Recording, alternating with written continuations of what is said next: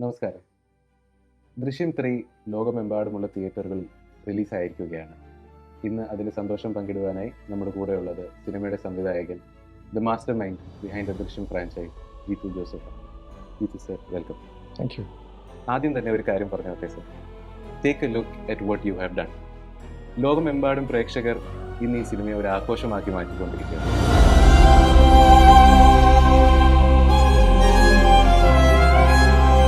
അടിപൊളി പടം, എല്ലാവരും വരണം. ദൃശ്യം നല്ല लास्ट ഒരു 20 मिनिट्स आणि ते पण इतक्या कडक पिक्चर मध्ये ദൃശ്യം 3 റിലീസ് അല്ലേ, അപ്പൊ ഫസ്റ്റ് ഡേനെ കണ്ടില്ലെങ്കിൽ ശരിയാവില്ലല്ലോ, അപ്പൊ നമുക്ക് പോവാം. മോഹൻലാലിന് നമുക്ക് അവസാനം മോഹൻലാലിന്റെ പോക്ക് കണ്ടപ്പോൾ വളരെ പ്രയാസം തോന്നി. 13 വർഷത്തിന് ശേഷം ജോർജ് കുട്ടിയുടെ ഒരു മൂന്നാം വരവ് കാണാൻ ആൾക്കാർ തിയേറ്ററിലേക്ക് വരുമ്പോൾ ശരിക്കും ഒരു ദൃശ്യം വരുന്നതാണ് സാർ അവിടെ ഒരുക്കിയിരിക്കുന്നത്.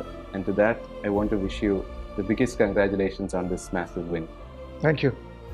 Can you tell us how you are feeling? Cinema ഇപ്പോൾ റിലീസായി, ആൾക്കാരുടെ കയ്യിലാണ്, പ്രേക്ഷകരുടെ വിധി വന്നു തുടങ്ങി. How are you feeling now? ഭയങ്കര സന്തോഷം. കാരണം ദൃശ്യം 3 എഴുതുമ്പോൾ ഉണ്ടായിരുന്ന ഒരു പ്രഷർ, ഇത് ഓഡിയൻസ് ഇതിനെ എങ്ങനെ അപ്രോച്ച് ചെയ്യും. കാരണം ഞാൻ 1-ൽ 2-ൽ നിന്നും കുറച്ച് മാറി വേറൊരു ആംഗിളിലാണ് ഈ സിനിമയെ അപ്രോച്ച് ചെയ്യാൻ ആഗ്രഹിച്ചത്. അതിലെ ഇതിനൊരു ആ ക്യാരക്ടറിനൊരു കംപ്ലീഷൻ, അല്ലെങ്കിൽ ആ ക്യാരക്ടറിൻ്റെ ഇതിനൊരു കൂടുതൽ ക്ലാരിറ്റി കൊടുക്കണം എന്നുള്ള ആഗ്രഹം ഉണ്ടായിരുന്നു. അപ്പോൾ ഒരിക്കലും ഇതൊരു 1-ലെയും 2-ലെയും ആ ഒരു രീതിയിലുള്ള കൈൻഡ് ഓഫ് ഇത് പറഞ്ഞാൽ ഇതൊരു റെപ്പറ്റീഷൻ ആവും. അതുകൊണ്ട് അതിൽ നിന്ന് കുറച്ച് വിഭിന്നമായി പോകണം എന്ന് ആഗ്രഹിച്ചിരുന്നു. അത് കുറച്ച് ഞാനിങ്ങനെ അതിനെക്കുറിച്ച് ഒത്തിരി ആലോചിക്കും, ഇതിനെ എങ്ങനെ ഓഡിയൻസിലേക്ക് നമുക്കിത് പറഞ്ഞ് മനസ്സിലാക്കണം. കാരണം എവിടെയോ ഓഡിയൻസിന് എന്നിലുള്ള വിശ്വാസം നഷ്ടപ്പെട്ടായിരുന്നു 2-ൻ്റെ കാര്യത്തിൻ്റെ ട്വിസ്റ്റിൻ്റെ കാര്യം പറഞ്ഞപ്പോഴൊക്കെ. ബേസിക്കലി ഞാൻ ആ പറഞ്ഞതൊന്നും അതിലേക്ക് ആൾക്കാരുടെ ശ്രദ്ധ പോകുമ്പോൾ ഇതിനകത്ത് ആ ഇമോഷൻ ആംഗിൾ മിസ് ചെയ്യുന്നു എന്നുള്ള ഫസ്റ്റ് കഴിഞ്ഞപ്പോഴും സെക്കൻഡ് കഴിഞ്ഞപ്പോഴും എനിക്ക് ഭയങ്കരമായ ദുഃഖം ഉണ്ടായിരുന്നു. സിനിമയുടെ ഒരു ജോണർ തന്നെ മാറിപ്പോകുന്നു. ആൾക്കാരതിനെ ഒരു പരിധിവരെ ലാൽ സാറൂടെ വന്നതുകൊണ്ടാവാം.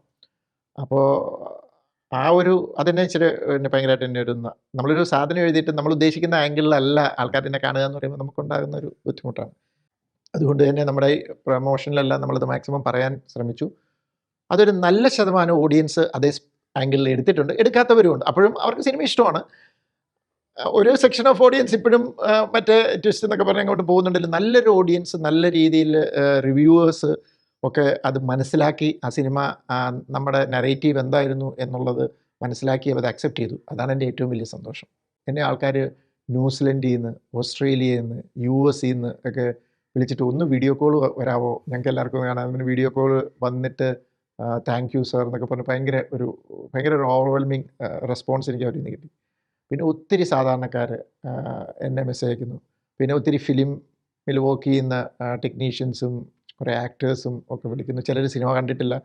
അപ്പോൾ അവർ പറയുന്നത് എന്നോട് 1-2 പേര് അവർ പറഞ്ഞിട്ട് ഞാൻ നാളെ കഴിഞ്ഞേ കാണുകയുള്ളൂ. പക്ഷേ ഭയങ്കര റെസ്പോൺസ്, ആൾക്കാർ ഇങ്ങോട്ട് വിളിച്ച് കാണണം എന്നാവശ്യപ്പെടുകയാണ്. അത് എത്രയും പെട്ടെന്ന് ആദ്യം തന്നെ കണ്ടു, കാരണം എൻ്റെ സ്പോയിലേഴ്സ് വരുന്നതിന് മുമ്പ് കണ്ടു എന്ന് പറയുന്നൊരു ഇതിലേക്ക് വന്നു. അപ്പോൾ ഇന്നിപ്പോൾ രാവിലെ ഒരാൾ എനിക്കൊരു ഇതയച്ചു തന്നു. എവിടെയോ 3 മണിക്കാണ് ഷോ, ഏർലി മോർണിംഗ്. അപ്പോൾ തിയേറ്റർ ഫുള്ളായി, അവിടെ പുറത്ത് റോഡ് ബ്ലോക്ക് വരുന്നു, ഇത് ചെയ്യുന്നു. അപ്പം എന്നിട്ട് പുള്ളി പറയുന്നുണ്ട്, സാർ 7 വയസ്സുകാരൻ തൊട്ട് 70 വയസ്സുകാരൻ വരെ ഇതിനകത്തുണ്ട് എന്നൊക്കെ പറഞ്ഞു. അപ്പോൾ തീർച്ചയായിട്ടും അത് കാണിക്കുന്നത് ഈ സിനിമ ഓഡിയൻസ് ഏത് ലെവലിലേക്ക് എടുത്തു, നമ്മൾ ഉദ്ദേശിച്ചത് എന്താണ്, അതിൻ്റെ കണ്ടിന്യൂറ്റി, അത് ഓഡിയൻസിന് കണക്റ്റായി, അതവർ സ്വീകരിച്ചു എന്നുള്ളതിൻ്റെ ഒരു സൈനാണത്. ഞാൻ പിന്നെ ഒന്നിലും അമിതമായിട്ട് സന്തോഷിക്കാറില്ല, അമിതമായിട്ട് ദുഃഖിക്കാറുമില്ല. അപ്പം ഞാൻ ചെയ്യുന്ന ചില സിനിമകൾ പരാജയപ്പെടാറുണ്ട് ബോക്സ് ഓഫീസിൽ. പക്ഷെ അതൊന്നും ഒരു മോശം സിനിമകളാണെന്ന് ഞാൻ കരുതുന്നില്ല. കാരണം സക്സസ്ഫുൾ സിനിമകളെല്ലാം നല്ല സിനിമകളും ബോക്സ് ഓഫീസിൽ സക്സസ് ആണ്, ബോക്സ് ഓഫീസിൽ പരാജയപ്പെടുന്ന എല്ലാം മോശം സിനിമ. എൻ്റെ കാഴ്ചപ്പാട് അങ്ങനെയല്ല. ഞാൻ ഓരോ സിനിമയെ കാണുന്ന എനിക്ക് എൻ്റെതായ ഒരു ആംഗിളുണ്ട്. അപ്പോൾ ഇതൊരു ഇരട്ടി മധുരം. I M so happy. സന്തോഷം. ഞാനിതിൻ്റെ എൻ്റെ ക്രെഡിറ്റ് എൻ്റെ ഫാമിലി, എൻ്റെ ഫ്രണ്ട്സ്, എൻ്റെ കൂടെ വർക്ക് ചെയ്ത എൻ്റെ ടീം, പിന്നെ ഇതിനകത്ത് അഭിനയിച്ച നടീനടന്മാർ ആൻഡ് ലാൽ സാറ്, പിന്നെ ഇതിനകത്ത് എന്നെ മോട്ടിവേറ്റ് ചെയ്ത് എന്നെ കൊണ്ട് 3-ൽ എത്തിച്ച എൻ്റെ പ്രൊഡ്യൂസർ ആൻ്റണി പെരുമ്പാവൂർ, ഇവരോടെല്ലാം ഞാൻ എൻ്റെ നന്ദി അറിയിക്കുന്നു. സാറ് തന്നെ പല ഇൻ്റർവ്യൂസിലും മുമ്പ് പറഞ്ഞിട്ടുണ്ട്, സാർ എത്രയധികം സിനിമകൾ ഉണ്ടാക്കിയിട്ടുണ്ടെങ്കിലും എല്ലാവരും ആദ്യം സാറിനെ കാണുമ്പോൾ ചോദിക്കുന്നത് ദൃശ്യം എന്തായി, അടുത്ത ദൃശ്യം എപ്പോഴാണ്, അടുത്ത ദൃശ്യം വരുന്നത്. So there was always this unspoken pressure, especially I think for Drishyam 3. ദൃശ്യം 2 നമ്മളെല്ലാവരും ഒരു കൺക്ലൂഷനിൽ കണ്ടു തീർന്നു കഴിഞ്ഞപ്പോൾ എന്തിന് ദൃശ്യം 3 എന്ന് പറഞ്ഞൊരു വലിയ ഒരു ചോദ്യചിഹ്നം, ഓൾമോസ്റ്റ് ലൈക്ക് എ ഷാഡോ ഹാങ്ങിങ് ഓവർ യുവർ ഹെഡ്, ഒരു പ്രഷർ ഉണ്ടായിരുന്നു. ഇപ്പോൾ അത് തിയേറ്ററിലേക്ക് എത്തി, പലർക്കും ഇപ്പോൾ ഐ തിങ്ക് അതിനൊരു ആൻസർ കിട്ടി എന്ന് കാണുമ്പോൾ how do you feel, how are your emotions before ദൃശ്യം 3 ആൻഡ് ഇപ്പോൾ ദൃശ്യം 3 റിലീസിന് ശേഷം ആ ഒരു പ്രഷർ മാറിയ ഒരു കംഫർട്ടബിൾ ആയിട്ടുള്ളൊരു ഫീലിംഗ് ആണോ സാറിനുള്ളത്? How are you feeling now in terms of that? Pressure ഇല്ല എന്നൊന്നും പറയാൻ പറ്റത്തില്ല, നമുക്ക് പ്രഷറുണ്ട്, പക്ഷെ ഞാൻ അതിനെ ഒത്തിരി ഭയക്കുന്നില്ല എന്നുള്ളതാണ് ഞാൻ പറയുന്നത്. പ്രഷറുണ്ട്, but I'm not scared. കാരണം സീരിയസ്ലി 1 കഴിഞ്ഞപ്പോൾ ഞാൻ വിചാരിച്ചത് കൊണ്ട് തീർന്നു എന്ന് തന്നെ വിചാരിച്ചിരുന്നത്. പക്ഷെ അത് കഴിഞ്ഞിട്ട് ഇങ്ങനെ ഒരു സാധ്യതയെക്കുറിച്ച് പലരും ഇങ്ങനെ ചിന്തിക്കുന്നു, പലരും കഥകൾ കൊടുക്കുന്നു. വയാക്കോമിൽ ആരോ കൊണ്ട് ഈ സബ്ജക്റ്റ് കൊടുത്തിട്ട് സെക്കൻഡ് പാർട്ടിനുള്ള അവരിങ്ങനെ എനിക്ക് അയച്ചു തരാൻ ശ്രമിക്കുന്നു. അപ്പോൾ ഞാൻ വേണ്ട, അങ്ങനെ ഇല്ലാന്നപ്പോഴാണ് ഞാൻ ആലോചിച്ച് തുടങ്ങിയത്.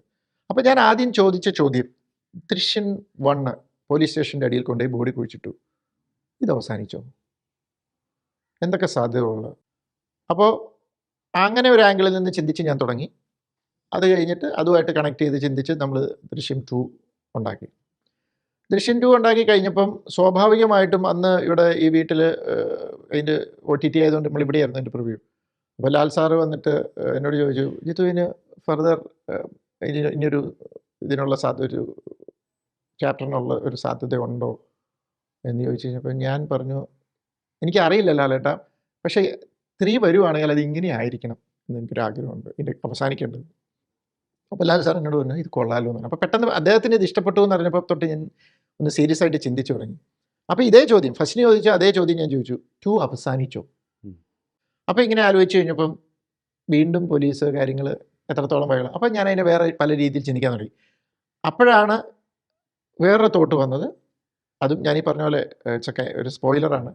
അപ്പോൾ ഞാൻ അത് ബോധപൂർവം അങ്ങനത്തെ ഒരു ആംഗിളിലേക്ക് ഇത് ചെയ്ത് ഒരു ക്യാരക്ടർ കംപ്ലീഷൻ എന്ന് പറയുന്നുണ്ട്.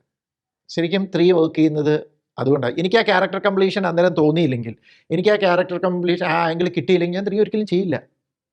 അല്ലാതെ ഇത് പൈസ ഉണ്ടാക്കാൻ വേണ്ടി ഉടനെ 3 ഉണ്ടാക്കാൻ വേണ്ടി അങ്ങനെ ഉണ്ടാക്കിയതല്ല. അങ്ങനെയായിരുന്നു എനിക്ക് 2 കഴിഞ്ഞിട്ട് ഇമീഡിയറ്റ് തന്നെ അങ്ങ് എഴുതിയാൽ പോരെ എന്തെങ്കിലും. അതല്ല, ഓർഗാനിക്കലി ഏത് ഏരിയ ആയിരുന്നു ലെഫ്റ്റ് ഔട്ട് ചെയ്ത് കിടക്കുന്നത്, എവിടെയോ ഒരു ഇൻകംപ്ലീറ്റ് ഏരിയ ഉണ്ടെന്ന് തോന്നി ആ ഒരു ആംഗിളിൽ ഞാൻ കോൺസെൻട്രേറ്റ് ചെയ്ത് നിന്ന് അവിടുന്ന് വർക്ക് ചെയ്ത് വന്നപ്പം എനിക്ക് പ്രഷറായി. ചെറിയൊരു പ്രഷർ എന്ന് പറയുന്നത് അത് 1 ഉം 2 പോലെയല്ല. അത് തന്നെയായിരുന്നു എൻ്റെ ഒരു അട്രാക്ഷനും സന്തോഷവും.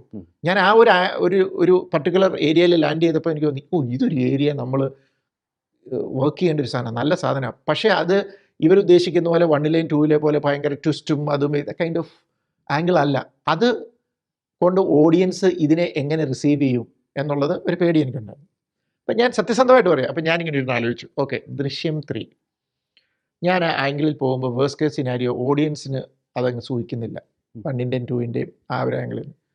അപ്പോഴും ഇത് ഇത്രയും ഒരു കോസ്റ്റിൽ നിൽക്കുന്ന ഒരു കൊച്ചു പടമാണ്, ലാൽ സാറിൻ്റെ പടമാണ്. എന്തായാലും 3 എന്താണെന്ന് കാരണം കുറച്ച് പേരെങ്കിലും ഒന്ന് തിയേറ്ററിൽ വരും. നമ്മൾ ഞാൻ വേറെ ഒന്നുമല്ല എനിക്ക് ഇപ്പോൾ പ്രൊഡ്യൂസർക്ക് ഒരു പ്രശ്നം ഉണ്ടാകാത്ത രീതിയിൽ അത്. അപ്പോൾ ഞാൻ എന്തായാലും അങ്ങനെ നഷ്ടമൊന്നും വരില്ല. അപ്പോൾ പിന്നെ എന്തായാലും ധൈര്യമായിട്ട് ചെയ്യാം, എൻ്റെ സാറ്റിസ്ഫാക്ഷൻ അത്. ഓക്കെ, ചിലപ്പോൾ ഇത് ഫിനാൻഷ്യലി വയബിൾ ആകിയാൽ അല്ലെങ്കിൽ വലിയ ബോക്സ് ഓഫീസ് ഒന്നും ഞാൻ ഒരിക്കലും ബോക്സ് ഓഫീസ് നോക്കി സിനിമ ചെയ്യുന്ന ഒരാളല്ല. അപ്പം പ്രൊഡ്യൂസർക്ക് നഷ്ടം വരാതിരിക്കുക, അങ്ങനെ ആകുമ്പോൾ ഇത് കുഴപ്പമില്ല. എന്തായാലും എൻ്റെ ഒരു ആസ് എ റൈറ്റർ എൻ്റെ ഒരു സാറ്റിസ്ഫാക്ഷൻ, എനിക്ക് ആ ക്യാരക്ടർ ആർക്ക് ബിൽഡ് ചെയ്യാനും അതിനുള്ള ഒരു ഇതുമായിട്ട് ഞാൻ അങ്ങനെ, അതായിരുന്നു എൻ്റെ കോൺഫിഡൻസ്.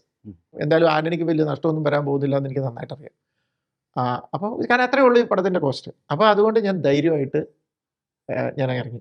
അങ്ങനെ ധൈര്യമായിട്ട് ഇറങ്ങുമ്പോഴും ഉള്ളിൻ്റെ ഉള്ളിൽ ആഗ്രഹമുണ്ട്, ആൾക്കാർ ഇതൊന്ന് എടുക്കണം. മനസ്സിലായോ, നമുക്ക് നമ്മുടെ ഒരു സ്വാർത്ഥതയാണ്. ആൾക്കാർ ഇതൊന്ന് അക്സെപ്റ്റ് ചെയ്തിരുന്നെങ്കിൽ, എൻ്റെ ഒരു ആംഗിൾ ഒന്ന് മനസ്സിലാക്കിയിരുന്നെങ്കിൽ എന്ന് പറയുന്ന ഒരു ആംഗിൾ അങ്ങനെ ചിന്തിച്ചിരുന്നു. അതുകൊണ്ടാണ് നമ്മൾ ഈ പറഞ്ഞ പ്രൊമോഷൻ്റെ സമയത്ത് അത് പറഞ്ഞത്. പക്ഷേ ഇപ്പം ഒത്തിരി പേര് അത് ഇങ്ങോട്ട് പറയുന്നു, അത് മനസ്സിലാക്കിയ പോലെ ഇത് ചെയ്യുന്നു എന്ന് പറയുമ്പോൾ ഭയങ്കര ഒരു സന്തോഷം തോന്നുന്നു.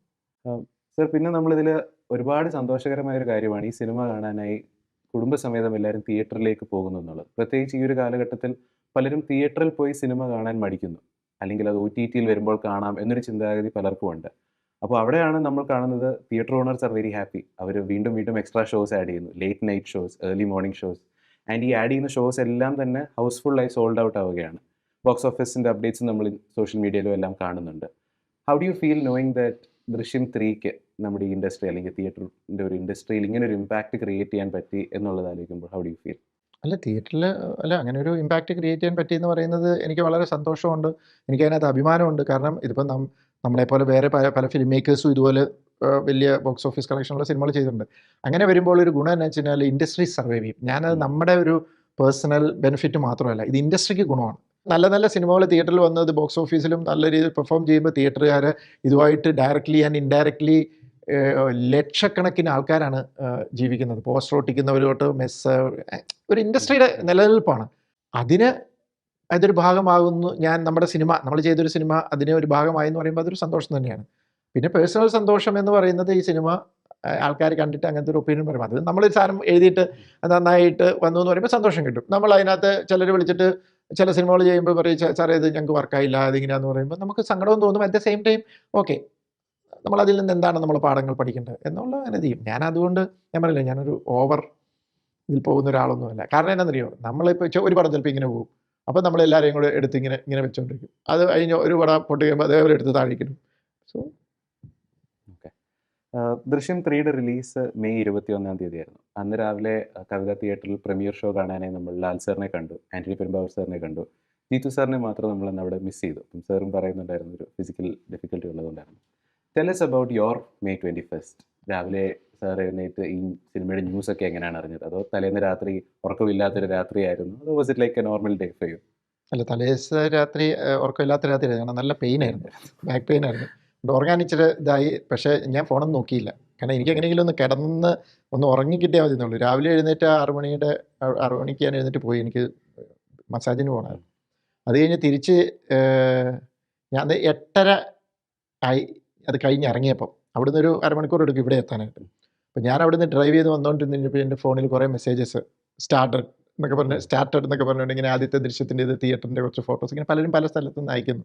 അത് കഴിഞ്ഞപ്പോൾ ആ ഒരു ഫസ്റ്റ് ഹാഫ് അത് ഞാൻ ഇവിടെ എത്തിയപ്പോൾ 9 കഴിഞ്ഞു. 9 കഴിഞ്ഞപ്പോഴത്തേക്കും എനിക്കറിയാം പതുക്കെ അതിൻ്റെ ഒരു ഇൻ്റർവൽ ബ്ലോക്കിലേക്ക് വരുവാണ്.